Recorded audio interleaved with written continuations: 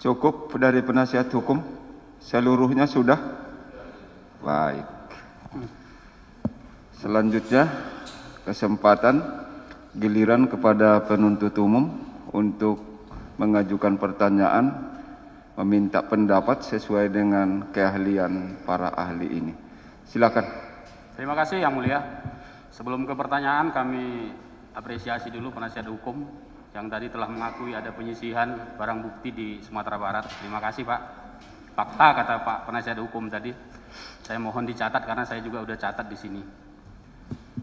Pertanyaan ke ahli terkait dengan tadi langsung saja saya sambung apa yang ditanyakan oleh penasihat hukum pada pertanyaan terakhir terkait dengan subjek tindak pidana di dalam pasal 87, 89, 90, 91, 92 sebagaimana dimaksud dalam pasal 140 ayat 2 itu siapa sebenarnya Pak? Baik. Dua-dua boleh jawab, gantian. Pasal 140 itu kan menunjuk pasal 80.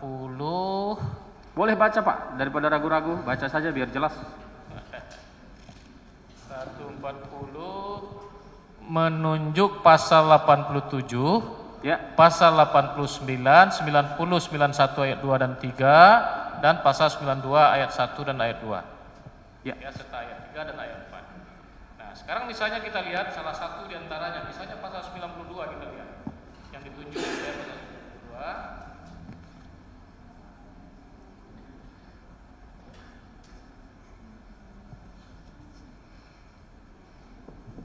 Di situ subjeknya adalah penyidik. Ya. Penyidik Kepolisian Negara Republik Indonesia dan penyidik BNN. BNN. Ya. Itu karena yang ditanya adalah terkait dengan subjek, subjeknya adalah penyidik Kepolisian Negara Republik Indonesia. Penyidik ya. Lanjut di pasal 89 dan 90 Pak. Dan 91 juga. Apakah Bapak udah baca sebelumnya? Kalau memang 89 udah, subjeknya juga penyidik. penyidik ya. Ya. 90 juga penyidik. Ya. Karena untuk kepentingan penyidikan. Kalau 91 itu dengan kejaksaan. Jaksa ya. Jaksa. Kemudian dalam ayat 3-nya ada juga penyidik. Ya. Jadi ada yang subjeknya di sini secara tapi satu ayat cuma ya hanya kejaksaan. Selebihnya adalah penyidik. Oke, di situ jelas disebutkan penyidik ya Pak. Pertanyaan saya berikutnya, rumusan delik yang ada di pasal-pasal tersebut agar saudara ahli jelaskan di pasal 11 Pak, di 87 apa, 8 mata saya bunda kabur, 89 apa, kemudian 90 apa, 91 apa begitu Pak. Saya mau rumusan deliknya apa di situ. Baik. Izin saya tidak menjelaskan semuanya, saya ambil salah satu Ya, saja. salah satunya aja Pak. Misalnya pasal 89. Penyidik sebagaimana dimaksud dalam pasal 87 dan 88 bertanggung jawab atas penyimpanan Ya, dan pengamanan barang sitaan yang berada di bawah penguasaannya. ya. Jadi semua yang disebutkan di situ adalah bagian inti delik atau unsur deliknya. Ya. Ya. Yang dilarang di situ apa Pak? Yang dilarang itu ya seperti pasal 89 yang saya sebutkan tadi itu. Jadi kalau seandainya dia melakukan perbuatan yang menyimpang dari tanggung jawabnya dalam menyimpan dan mengamankan barang, itu jelas merupakan perbuatan yang dilarang dalam ketentuan pasal 89 ini. Jadi memang sifat melawan hukumnya itu tidak secara eksplisit disebutkan seperti dalam pasal-pasal lainnya, tapi dalam pasal 140-nya disebutkan di situ ada unsur melawan hukum. Ya. Unsur melawan hukumnya itu ada dalam pasal-pasal yang ditunjuk oleh pasal 140 itu. Adakah di dalam rumusan delik di pasal-pasal yang saudara ahli sebutkan tadi, ada nggak di situ kata-kata menjual atau menjadi perantara dalam jual beli? Oh, tidak ada. Tidak ada ya.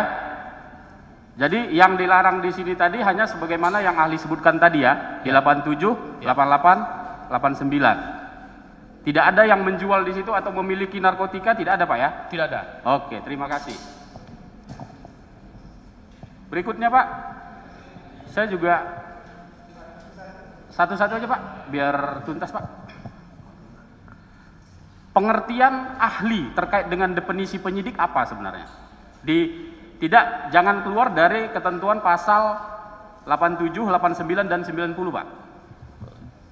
Di dalam pasal itu kan tidak dijelaskan apa yang disebut dengan penyidik. Jadi menurut ahli siapa di sini yang dimaksud dengan penyidik? Pengertian penyidik itu harus kembali kepada ketentuan yang ada dalam KUHP. Ya. Ya. Jadi kalau misalnya dikatakan seseorang yang melakukan tindakan penyidikan, apa itu? Penyidik itu adalah, saudara bisa jelaskan? Penyidik itu adalah Polisi Negara Kesatuan Republik Indonesia. Kalau penyidik Polri. Apa dasar seorang penyidik melakukan penyidikan? Ada surat tugas memang. Ada surat tugas. Akan tetapi mungkin saya kembalikan juga pada kejaksaan. Jaksa Agung adalah penuntut tertinggi di negara. Pak, saya nanya penyidik bukan jaksa Pak. Jadi nah, di sini ini contohnya gitu. Iya, bahwa jelas Pak. Jelas. Secara berjenjang atasan itu adalah atasan dari penyidik. Sebagai atasan penyidik dia penyidik juga, tapi tidak secara khusus ditugaskan untuk melaksanakan penyidikan terhadap suatu tindak pidana tertentu. Saya sambung lagi Pak terkait dengan surat tugas tadi. Apakah surat tugas yang Bapak maksud tadi surat perintah penyidikan? Iya. Ya, betul ya. Di sini mohon izin Yang Mulia kami mau menunjukkan surat perintah penyidikan dari Polres Bukit Tinggi untuk diperlihatkan kepada ahli dan menunjukkan kepada ahli apakah ada nama terdakwa di surat perintah penyidikan ini. Mari. Mohon izin. Ahli ke depan, salah seorang penasihat hukum, kalau dua pun boleh. Silakan. Memastikan surat perintah penyidikan Pak. Oke. Biar jangan ada dusta di antara kita. Biarkan saja dulu.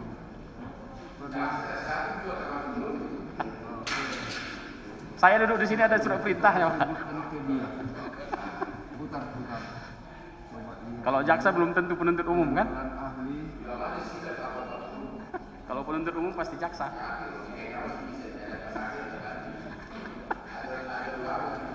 Gugur 140.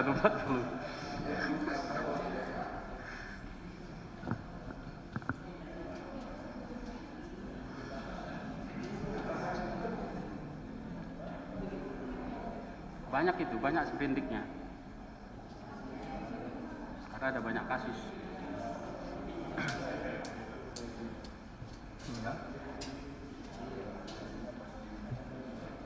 Sudah. Baik. Silakan kembali ke tempatnya masing-masing.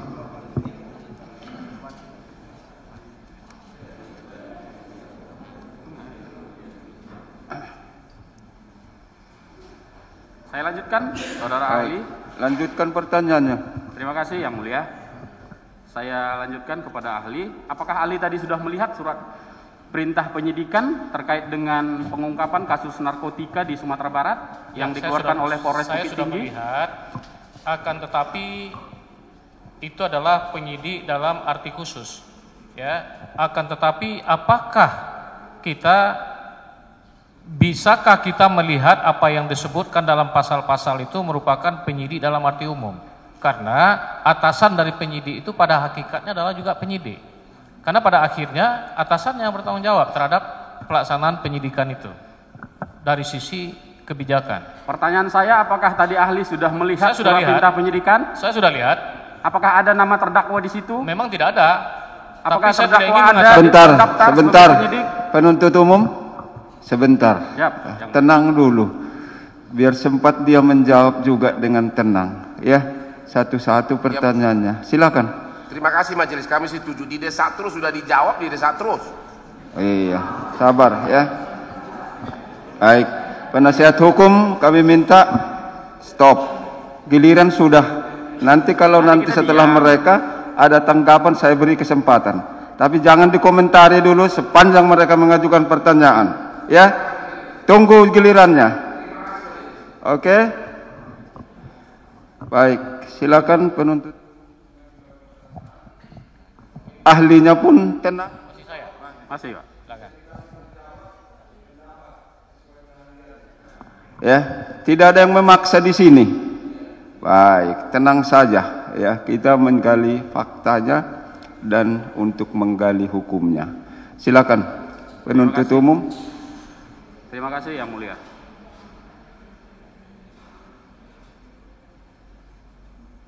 kembali terkait dengan definisi penyidik tadi, Pak. Apakah semua polisi yang pangkatnya memenuhi syarat dapat dikatakan sebagai penyidik suatu perkara? Dalam arti umum menurut saya begitu. Tapi dalam arti sempit hanya penyidik, petugas polisi atau anggota polisi sesuai dengan kepangkatannya yang diberi tugas secara khusus seperti surat perintah yang saudara penuntut umum lihatkan tadi. Itu pendapat saya. Ahli mungkin kurang mencermati pertanyaan saya. Pertanyaan saya, apakah semua polisi yang pangkatnya memenuhi syarat dapat dikatakan penyidik dalam suatu perkara? Saya tidak melihat dari sisi kepangkatannya, tapi dari sisi jabatannya. Sebagai atasan dari penyidik. Kapolres adalah atasan penyidik. Kapolda adalah atasan penyidik. Sehingga dengan demikian, mutatis mutandis dia adalah juga penyidik. Saya mengilustrasikan, tapi jaksa boleh tidak sependapat. Mohon izin yang mulia. Mohon izin. Contohnya jaksa penuntut umum. Jaksa agung itu adalah penuntut umum tertinggi di negara Kesatuan Republik Indonesia. Begitu juga di kepolisian. Demikian. Baik. Ini pendapat ya, boleh tidak sependapat. Terima kasih, Mas Ahli. Kemudian ahli, saya juga ingin bertanya terkait dengan pasal 86 Undang-Undang Nomor 35 Tahun 2009. Apakah pasal 86 ini pernah dicabut atau dinyatakan tidak berlaku? Sepanjang pengetahuan saya tidak pernah. Tidak pernah ya? Oke. Kemudian, apakah undang-undang yang mengatur hukum acara sendiri hanya berlaku bagi pelaksanaan undang-undang itu sendiri? Kalau yang terkait dengan apa yang diatur dalam undang-undang itu sendiri, jawabannya iya. Akan tetapi pada ketika undang-undang itu ada yang tidak mengaturnya, yang secara spesifik dibutuhkan untuk kepentingan pembuktian, seperti dalam perkara ini, maka undang-undang di luar ketentuan undang-undang narkotika itu tetap berlaku untuk proses penyidikan dan pemeriksaan perkara narkotika. Kembali saya tegaskan, tadi saya menyebut pasal 73. Silakan dipahami maksud dari pasal 73 undang-undang narkotika. Ya, kita sudah pahami itu. Kemudian saya bertanya terkait praktek peradilan di Indonesia terkait saksi mahkota. Ini tadi sudah ditanyakan, tapi saya hanya menanyakan terkait dengan prakteknya bagaimana gitu di Indonesia. Mohon izin, Yang Mulia, tadi saya kira ini sudah saya jelaskan. Secara faktual di Indonesia, saksi mahkota itu ternyata masih diterima keberadaannya sebagai saksi. Masih diterima ya? Faktanya begitu. Terima kasih, ahli.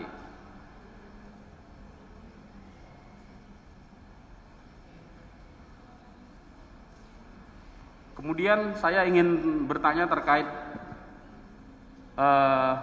turut serta. Tadi sudah saksi jelaskan juga terkait dengan syarat-syarat turut serta ini. Ada hal yang menurut saya belum ahli jelaskan, yaitu terkait dengan posisi atau kedudukan masing-masing peserta di dalam turut serta. Maksud saya di sini terkait dengan kepentingan masing-masing peserta di dalam penyertaan dalam ajaran turut serta ini begitu. Saya tidak menemukan adanya literatur yang menjelaskan adanya syarat yang ketiga itu, yakni syarat tentang kepentingan. Yang saya ketahui tentang turut serta itu hanya seperti yang saya sebutkan tadi, yang dua itu. Yang pertama, adanya kesadaran untuk bekerja sama atau meeting of mind itu. Kemudian kerjasama untuk mewujudkan tindak pidana itu dilakukan secara fisik. Seperti itu yang saya terima dari berbagai literatur. Ya, kemudian saya bertanya juga kepada ahli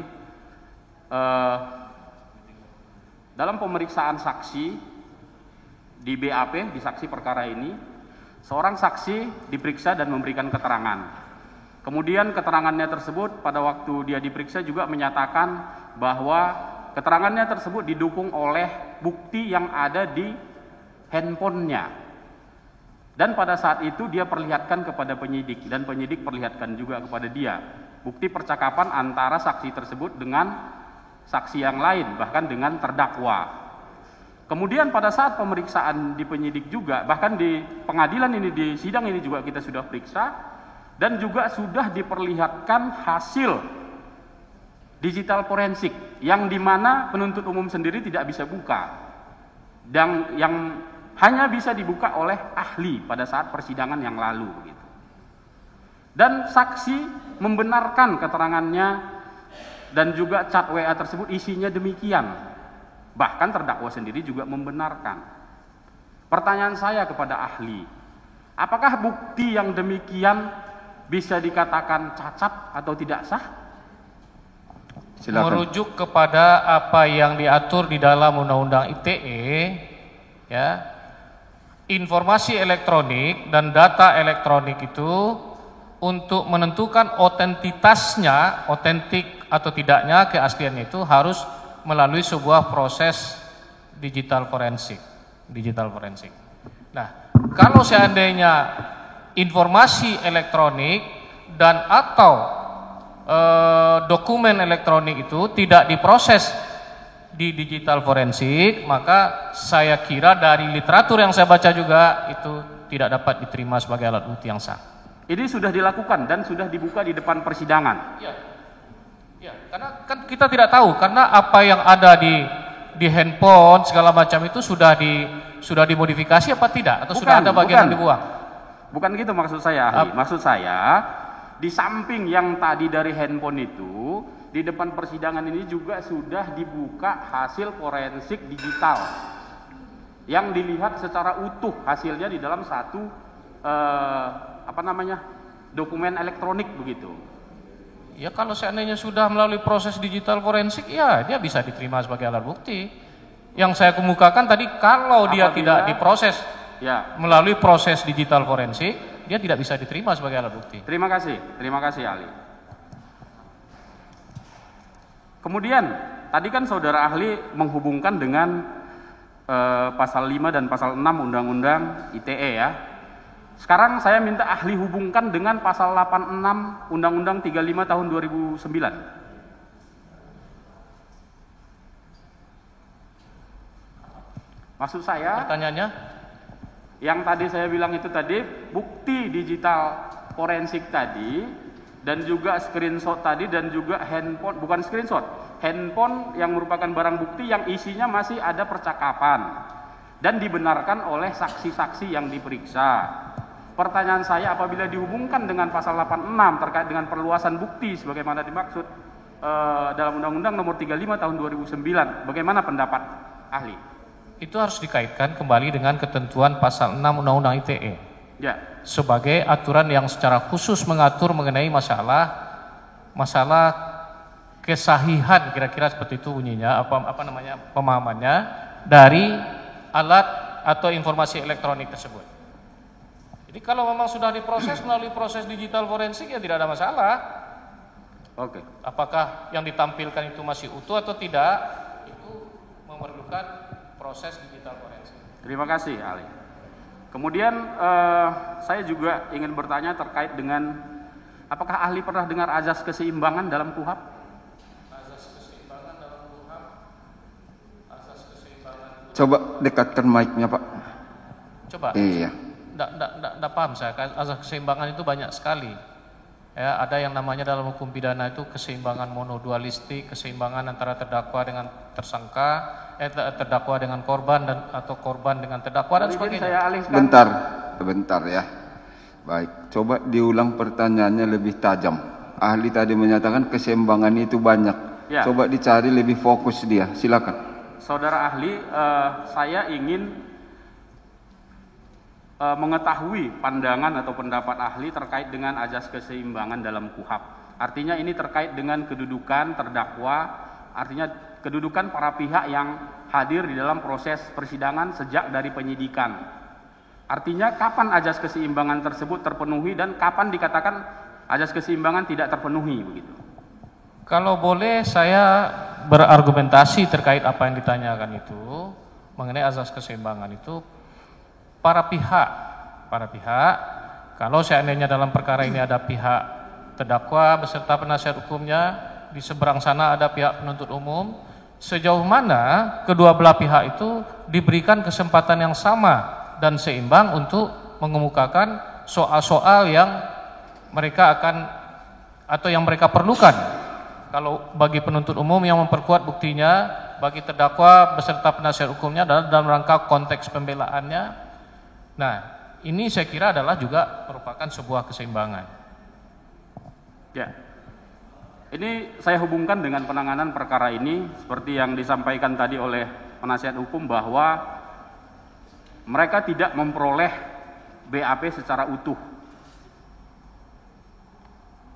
Kemudian terkait juga ada saksi yang belum diperiksa. Saudara ahli, saya tanyakan, apakah penasihat hukum dapat tetap mengajukan saksi ataupun ahli sampai dengan persidangan ini? Ya boleh. Apabila di penyidikan belum diperiksa atau tertinggal seperti itu. Kalau saksi yang dihadirkan oleh penasihat hukum tentu adalah saksi yang yang mereka perlukan gitu. Tapi tadi kalau saya tidak salah yang ditanyakan itu adalah saksi kunci. Saksi kunci yang mengetahui adanya pemusnahan barang bukti. Nah, saya kira yang dipersoalkan itu bukan soal tapi adalah soal apakah saksi kunci itu sudah diperiksa atau belum. Menurut saya karena itu adalah saksi kunci, maka relevanlah kiranya agar bukti itu menjadi lengkap dan agar dakwaan itu menjadi lengkap dan sempurna, saksi-saksi kunci itu diperiksa. Apa pengertian ataupun pendapat ahli terkait dengan saksi kunci? Iya Pak, yang pasti saksi itu kan semuanya kunci, tapi ini paling menentukan. Paling menentukan karena dia yang menyaksikan pemusnahan. Apakah betul yang dimusnahkan itu tawas atau yang dimusnahkan itu adalah narkoba umpamanya, itu maksudnya. Jadi yang berhadapan langsung dengan barang bukti. Ya. Apabila keterangan saksi yang tadi disebutkan tadi tidak akan banyak mengubah fakta atau tidak mengubah fakta sama sekali, apakah itu bisa dikatakan saksi kunci? Maksudnya saya kurang jelas. Artinya faktanya sudah jelas, dari saksi yang lain sudah banyak, dari barang bukti juga sudah jelas, akan tetapi ada orang yang belum diperiksa atau tidak diperiksa gitu. Yang sebenarnya penasihat hukum masih punya kesempatan untuk mengajukan di persidangan yang mulia ini, tetapi itu didalilkan menjadi kita tidak fair atau tidak seimbang begitu. Mungkin saya tidak bisa jawab itu Tidak karena bisa, itu terlalu teknis terkait dengan pemeriksaan yang dilakukan oleh masing-masing pihak. Ya. Dari saya cukup. Baik. Dilanjutkan ya. Ada lagi yang lain?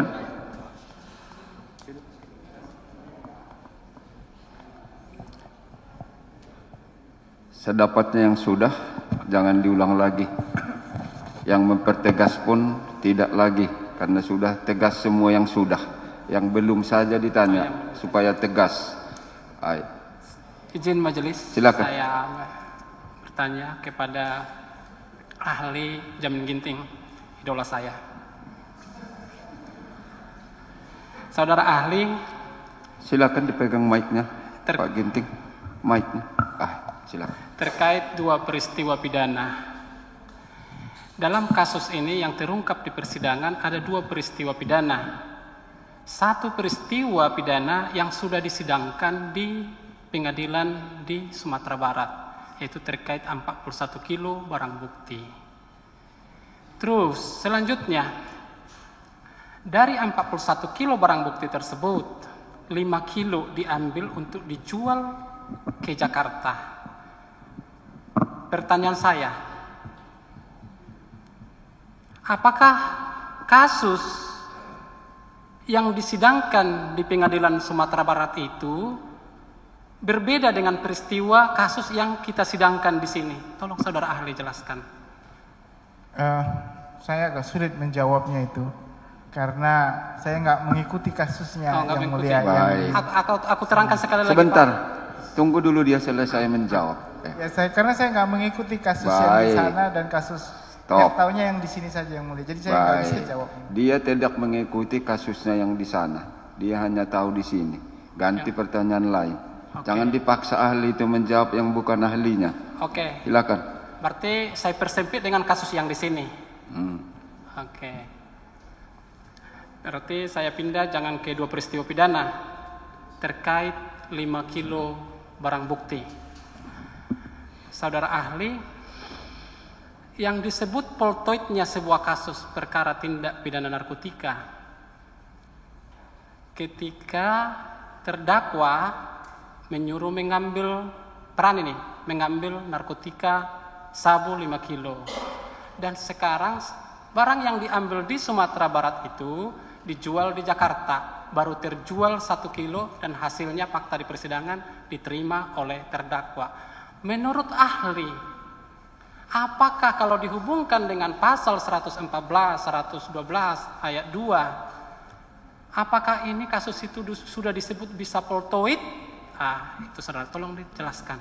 Ya, tadi saya juga udah jelaskan dari awal terkait dengan kapan suatu perbuatan pidana itu sempurna menjadi voltoid di pasal 112 dan 114. Ya, tentu terkait karena ini pasal komunal, jadi semua barang siapa semua saja.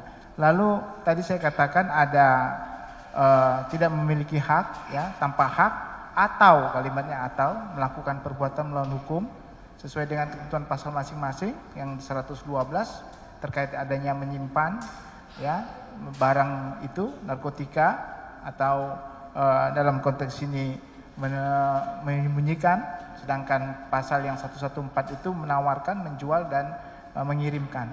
Jadi pasal-pasal itu kalau sudah dilakukan sesuai dengan unsur-unsurnya terpenuhi, ya terpenuhilah pasal tersebut. Terpenuhilah pasal itu. Pertanyaan berikutnya ahli, gak banyak, mungkin 2-3 lagi. Terkait barang bukti non narkotika dalam pemberantasan narkotika, ada yang disebut barang bukti narkotika seperti sabu, ada barang bukti yang non narkotika. Yang saya maksud di sini narkotika non narkotika, contohnya HP.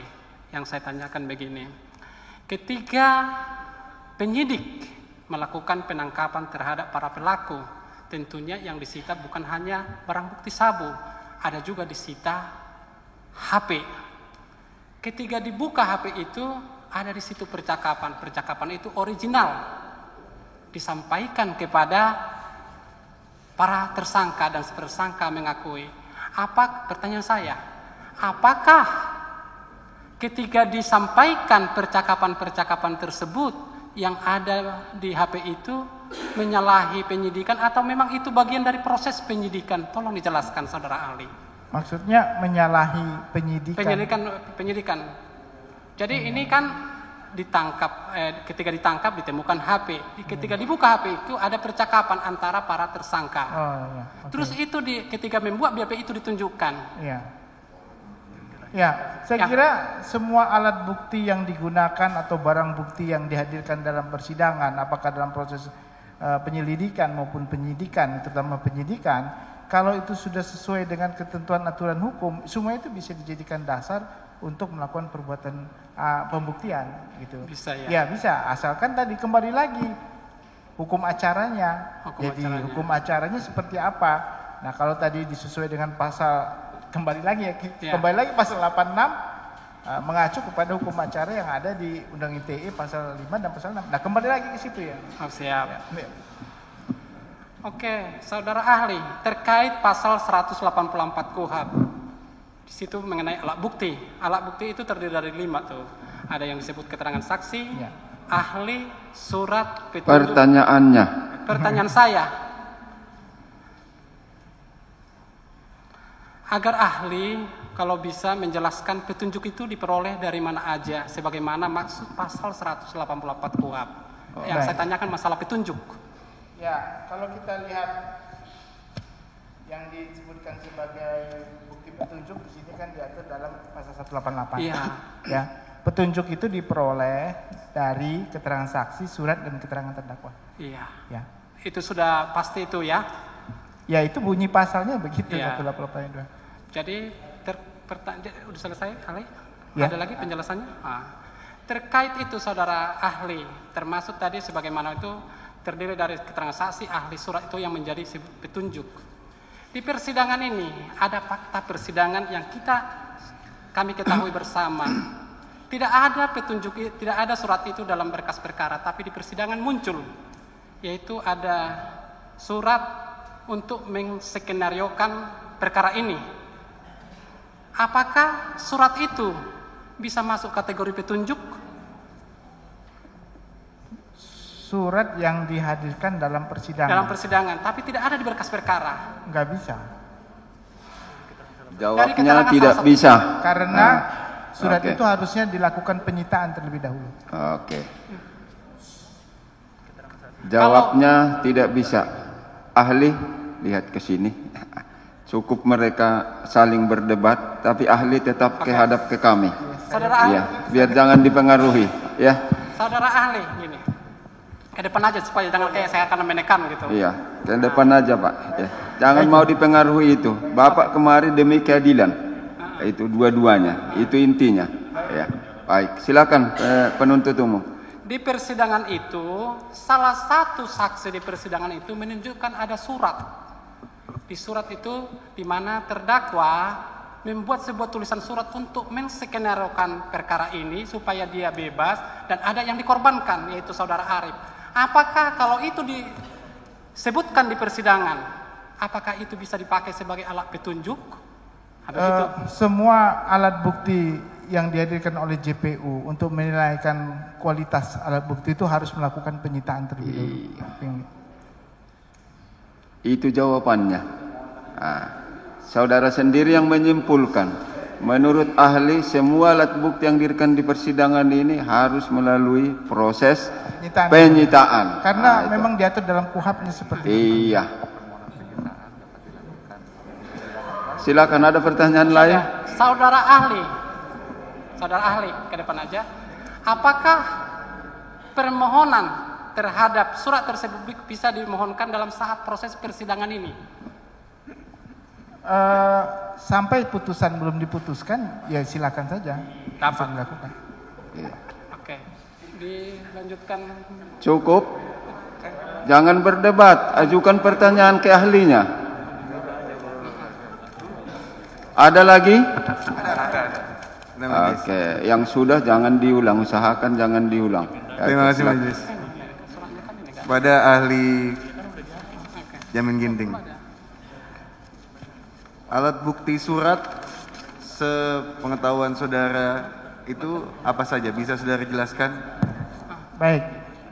Surat sebagaimana dimaksud dalam pasal 184 huruf C, ada yang disebut sebagai surat yang otentik karena memang dibuat menurut cara-cara dan bentuk yang sudah diatur dalam ketentuan undang-undang. Ada juga surat yang menurut ketentuan peraturan undang-undang dibuat oleh pejabat yang memang diperuntukkan untuk itu, atau juga surat-surat di bawah tangan atau keterangan-keterangan ahli atau surat-surat lain yang disebutkan. Itu definisinya. Kalau di pasal 187-nya? 187 KUHAP. Ya itu tadi yang saya bacakan. Ini kan harus ke semuanya atau itu kan ada. Coba baca dulu izin. Ahli baca. Surat sebagaimana dimaksud 184 ayat 1 huruf C dibuat atas sumpah jabatan, dibuatkan dengan sumpah adalah berita acara. Itu surat otentik. Surat yang diurut menurut ketentuan peraturan perundang-undangan, surat keterangan ahli, yang dibuat surat lain yang hanya berlaku jika ada hubungan isi dari pembuktian. Nah itu. Surat itu harus mencakupi dari A, B, C, D atau salah satu saja? Bukti surat itu berdiri sendiri. Bukti surat itu berdiri sendiri, ya. Nggak harus otentik, ya nggak otentik juga boleh. Yang penting bisa dibuktikan mempunyai kualitas sebagai alat bukti. Cukup. Ada lagi? Ada Pak. Silakan. Terima kasih Yang Mulia. Untuk saudara ahli Pak Jamin Ginting, apakah teknik penyidikan, pembelian terselubung dan penyerahan di bawah pengawasan diatur di dalam Undang-Undang Narkotika? Ada. Ada. Kalau apakah Iya ya. Saya lanjut ya. Bagaimana kalau terkait apakah Ya. Saya lanjut? Ya, silakan. Oke. Apakah teknik penjebakan diatur di dalam Undang-Undang Narkotika? Teknik Penjebakan.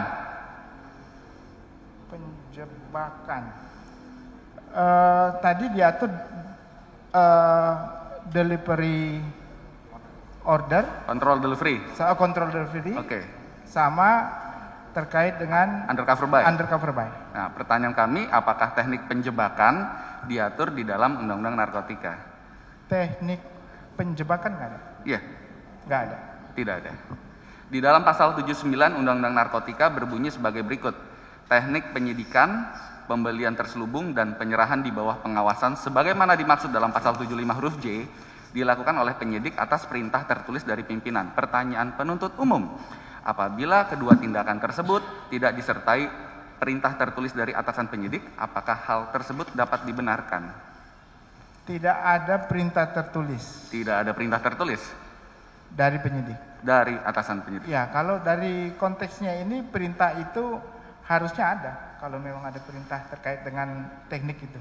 Berarti kalau tidak ada perintah tertulis, dibenarkan atau tidak?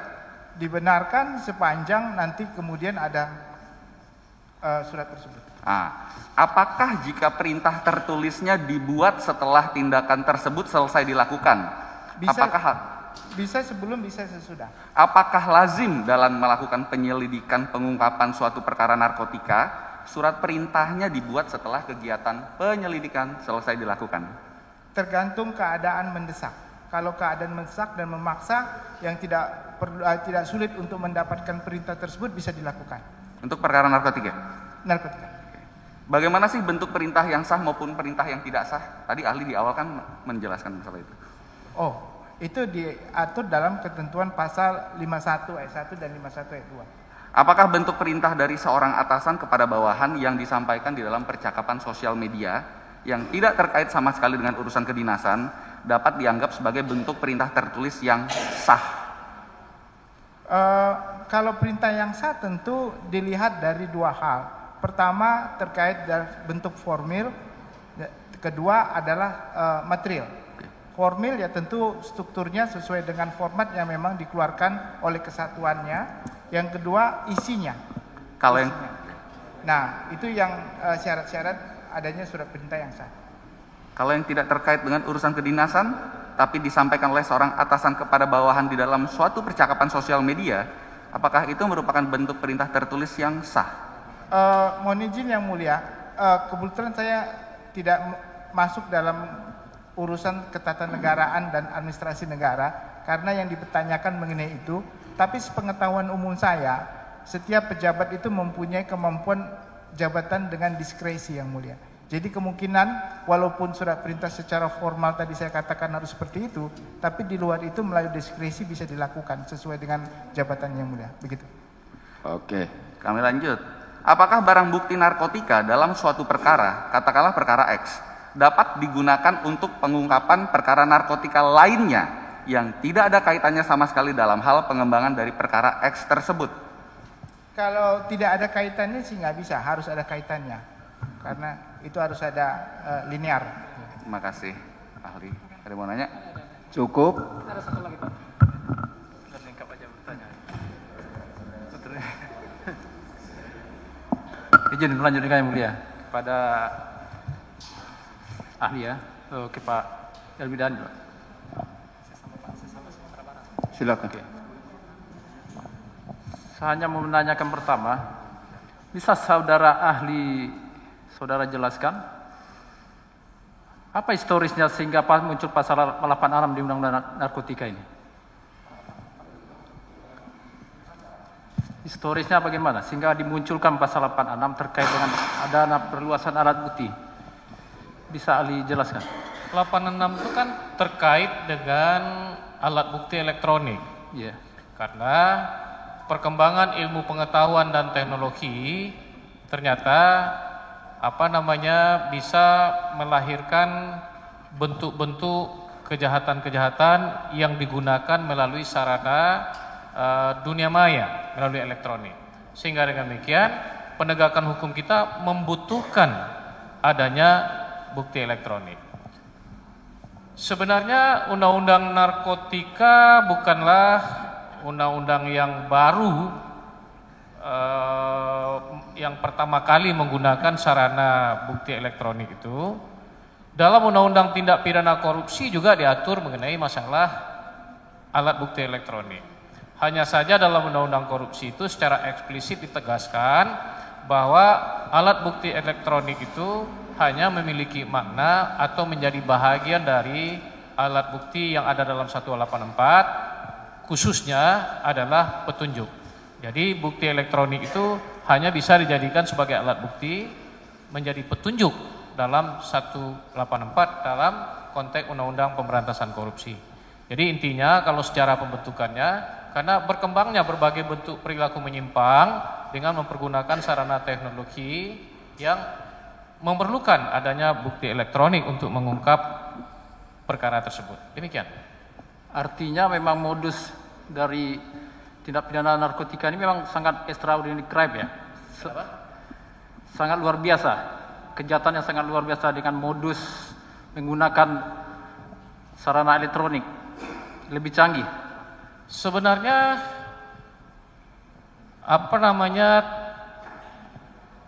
kita tidak bisa menyebut karena istilah extraordinary crime itu hanya dikenal dalam tindak pidana tapi tindak pidana yang selama ini kita anggap sebagai extraordinary crime itu sebenarnya adalah tindak pidana yang serius. Narkotika terkategori sebagai serious crime. Termasuk sebagai tindak pidana yang serius ya? Ya, serius crime. Baik. Terkait dengan meeting of mind, saya sampaikan di sini terkait dengan alur perkara. Si A menyuruh si B untuk menyisihkan, menukar narkotika supaya bisa dijual. Terus si A menghubungi si C, memperkenalkan si B dengan si C. Apakah di sini dan si C disuruh untuk mencari lawan oleh si A? Akhirnya si B sama si C komunikasi menggunakan sarana elektronik. Apakah di sini sudah ada meeting of mind?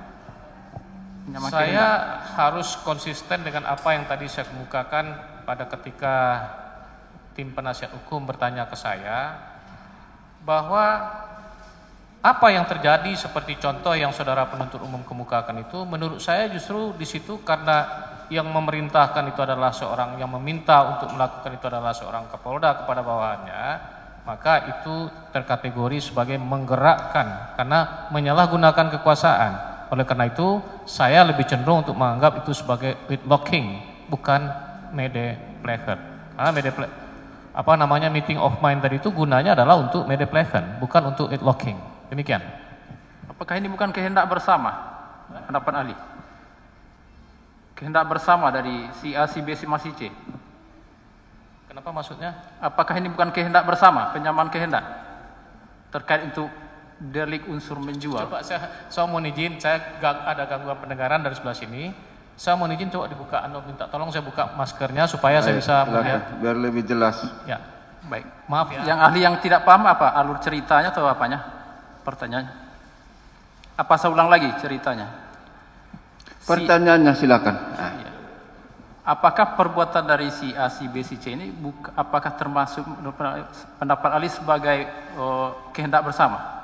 Kalau saya mengatakan tadi itu kan dengan unsur menjual. Locking, bukan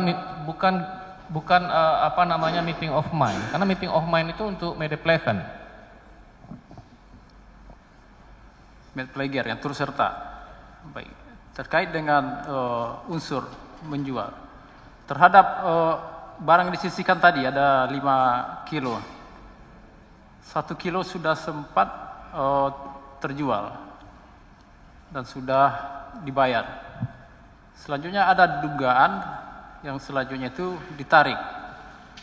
apakah 1 kilo tadi, mungkin bukan 1 kilo, 1 gram sudah terjual dan sudah uangnya sudah diterima. Apakah delik untuk unsur menjual sudah selesai?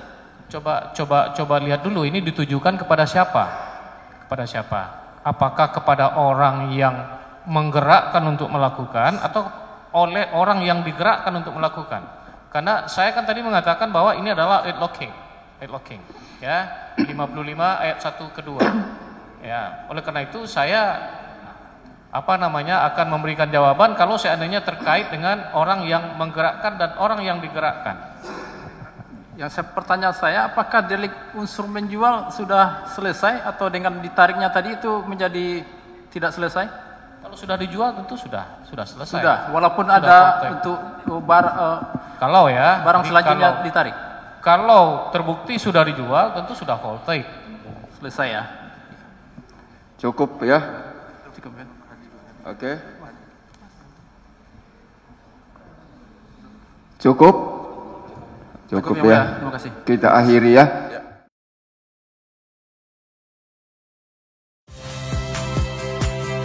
Saya Magister Tarigan. Saksikan program-program Kompas TV melalui siaran digital, pay TV, dan media streaming lainnya. Kompas TV, independen, terpercaya.